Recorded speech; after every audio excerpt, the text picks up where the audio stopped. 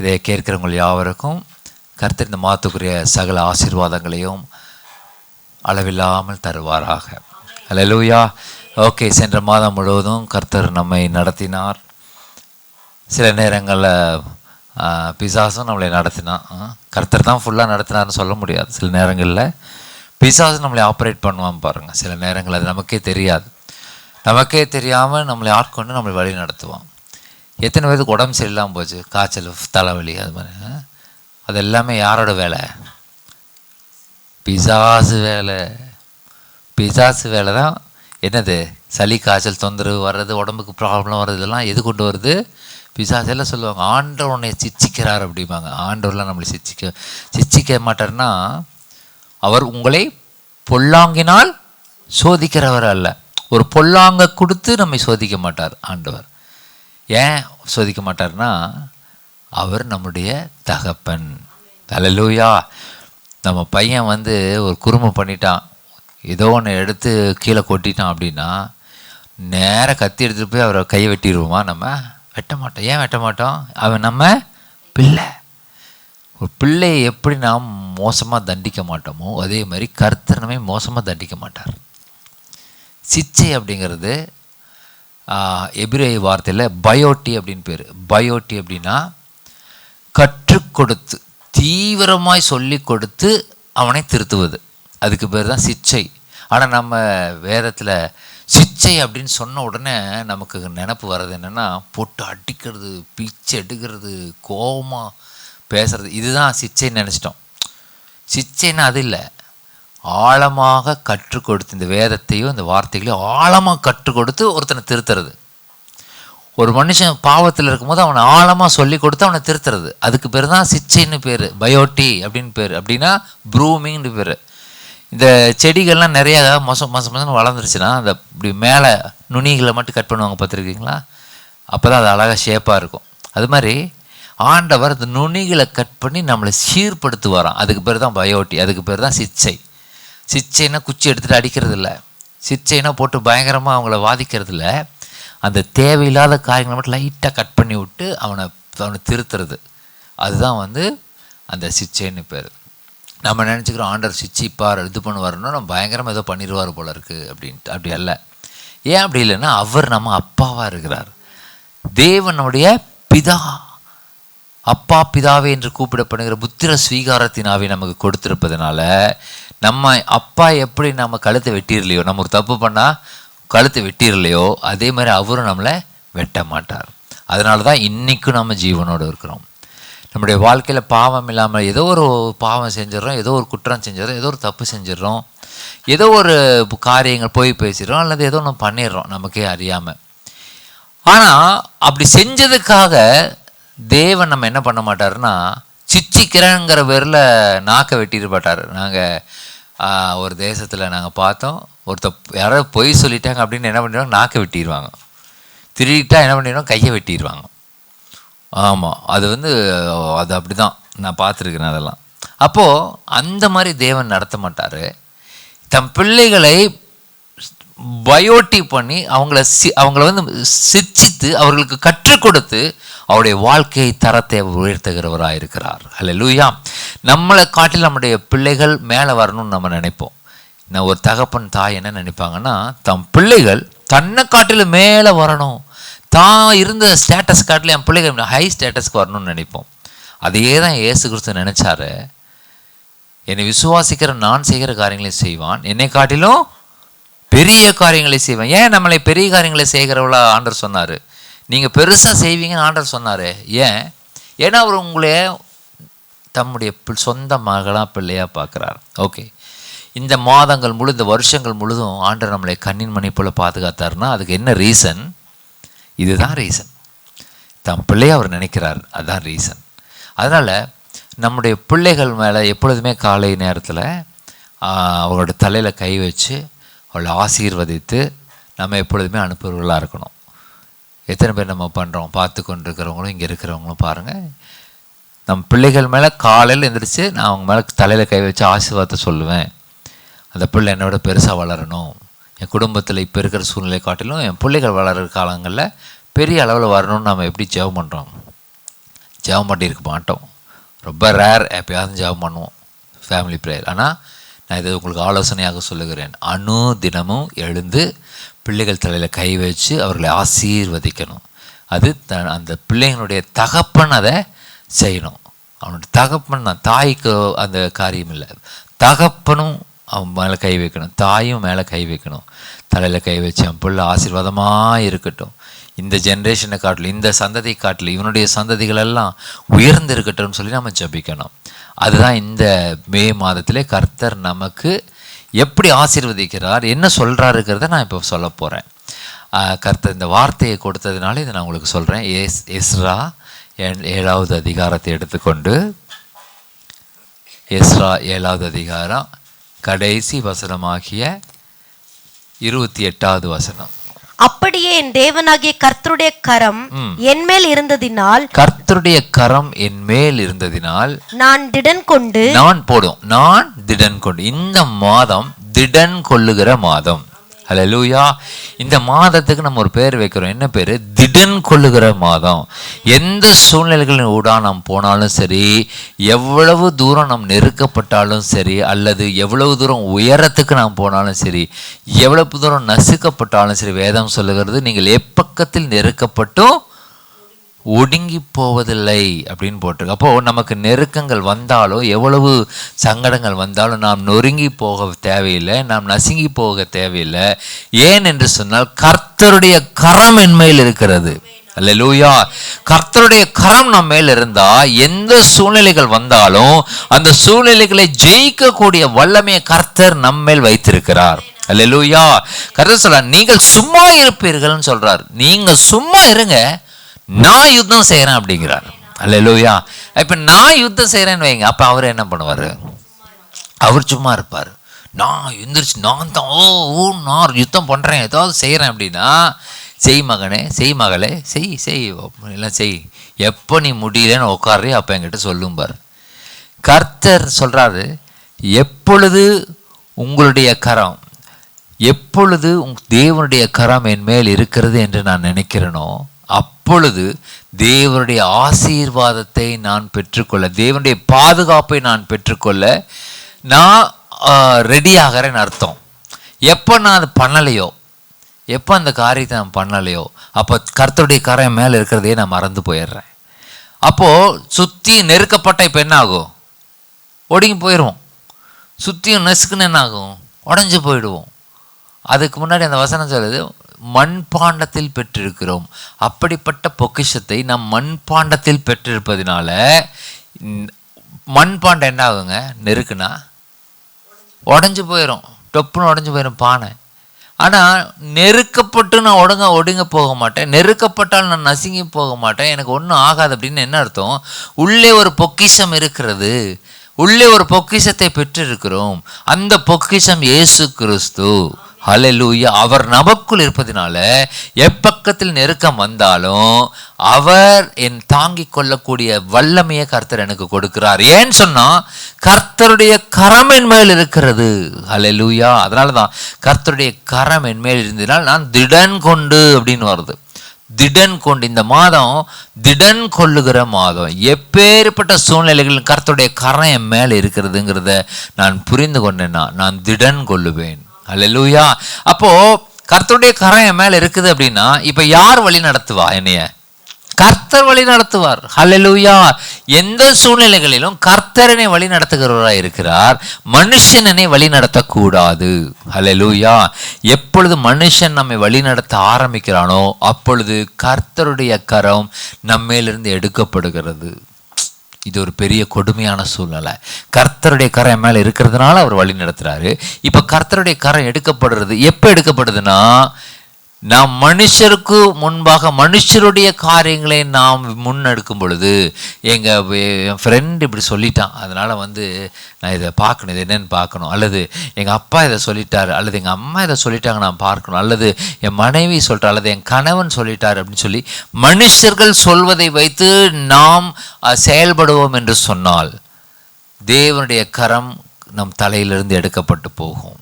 நல்லா புரிந்து கொள்ளுங்க. இந்த மே மாதத்தில் இந்த ஒரு காரியத்தை புரிந்து கொள்ளுங்க. கர்த்தருடைய கரை மேல் இருப்பதனால அவர் என்னை வழி நடத்துகிறார், மனிதன் என்னை வழி நடத்த முடியாது. ஹல்லேலூயா. மனுஷன் வழி நடத்தினா அப்படின்னு சொன்னா நமக்கு என்னென்னலாம் வரும்னா, சமாதான குறைவுகள் வரும், சந்தோஷம் இருக்காது, பொருளாதாரத்திலே சரிவு வரும், நம்முடைய சரீரத்திலையும் பலவீனம் வரும். இது எல்லாமே வரும். இது தவிர்க்க முடியாதது. மனுஷனுடைய காரியங்களில் பாருங்க, நம்ம ஒர்க் பண்ணுற இடத்துல அல்லது ஒரு வெளி இடங்களில் நம்முடைய ஓனர் நம்மளை டக்குன்னு திட்டா, அல்லது ஏதோ நம்முடைய சீனியர் நம்ம ஏதாவது ஒன்று சொல்லிட்டா, நமக்கு என்ன ஆகும் அப்படின்னு சொல்லி கேட்டிங்கன்னா, அந்த நாள் முழுவதும் அல்லது நம்முடைய வாழ்க்கையே முடிஞ்சு போன மாதிரி இருக்கும். இப்படி பண்ணிட்டாங்களே, இப்படி செஞ்சிட்டாங்களே. ஏன் இந்த சூழ்நிலைக்கு நமக்கு வருது அப்படின்னா, மனுஷன் அவனுடைய வார்த்தைகளினாலே நம்மளை ஆப்ரேட் பண்ணுறான். மனுஷன் ஆப்ரேட் பண்ண விடக்கூடாது. மனுஷன் அவனுடைய வார்த்தைகளினால் நம்மளை ஆப்ரேட் பண்ணால் அவனுடைய எண்ணங்கள் தான் நமக்குள்ளே வரும். நமக்குள்ளே அந்த இயற்கையான எண்ணங்கள் இருக்காது, நமக்கு கர்த்தர் கொடுத்த எண்ணங்கள் இருக்காது. மனுஷன் அவனுடைய எண்ணங்களேனோ அதுதான் நமக்குள்ளே சேரும் பாருங்க. இதை மனித எண்ணங்களில் மே மாதம் கர்த்தருடைய கரம் நம்ம மேல் இருப்பதினாலே கர்த்தர் நம்மளை நடத்த போகிறார். ஹல்லேலூயா. எந்த மனுஷன் நம்மளோட பேசுகிறானோ அந்த மனுஷனாகவே நம்ம மாறிவிடுவோம். பாருங்க, 4 foodies in your gang, you are the 5th one. 4 drunkards in your gang, you are the 5th one. இது ஒரு ப்ரோவர்ப் மாதிரி, நியூ ப்ரோவர்பு.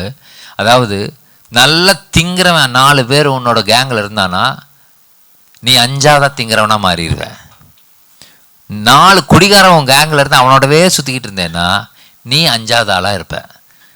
அப்போது யார் கூட நம்ம நெருக்கம் வைக்கிறோமோ அவர்களாகவே நீ மாறி விடுகிறாய். அதனால தான் சொல்கிறேன், கர்த்தரோடு நெருங்கி சேருகிறவன் கர்த்தருடைய குணாதிசயங்களை பெற்றுக்கொள்ளுகிறான். ஹல்லேலூயா. அப்போ தேவனுடைய வார்த்தையோடு இசைந்து இருக்கிறவன் தேவனுடைய வார்த்தையாகவே அவன் மாறுறான். அவன் வாழ்க்கை வார்த்தையாகவே மாறுது. அவனை பார்க்கும் பொழுது தேவனுடைய வார்த்தையை நம்ம பார்க்கிறோம். ஹல்லேலூயா. ஆகையினால மனுஷனால நடத்தப்படாமல் தேவனால் நடத்தப்படுகிற காரியங்களுக்குள்ளாக நாம் போகும் பொழுது நிச்சயமாகவே கர்த்தர் நம்மேல் வைத்திருக்கிற ஆசீர்வாதங்கள், கர்த்தர் நம்மேல் வைத்திருக்கிற கிருபைகளையும் நன்மைகளையும் நாம் பார்க்க முடியும்.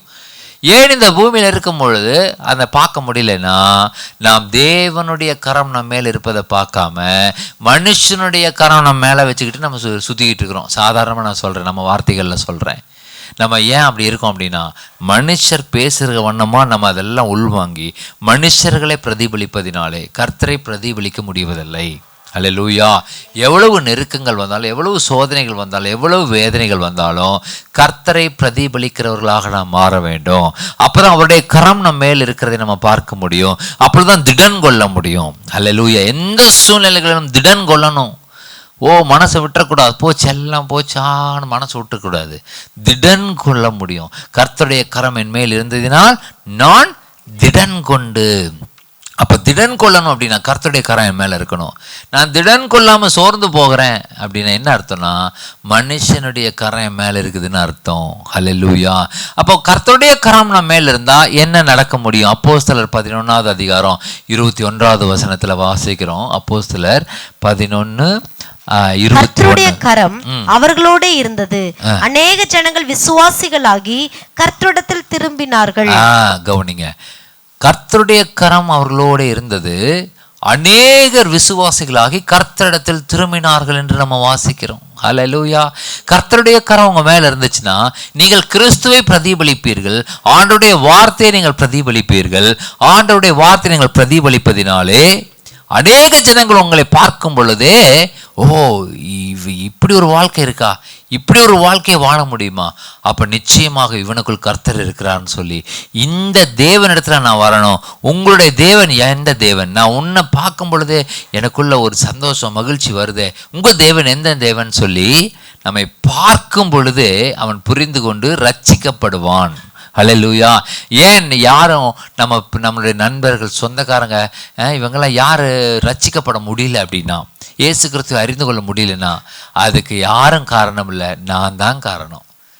கவனிங்க, நீங்கள் தான் ஒவ்வொருத்தரும் சொல்லணுது, நான் தாங்க இதுக்கு காரணம். நான் கர்த்தருடைய கரை மேலே இருக்கிற மாதிரியே நான் நடந்துக்கல. எப்படி நடந்துக்கிட்டேன்?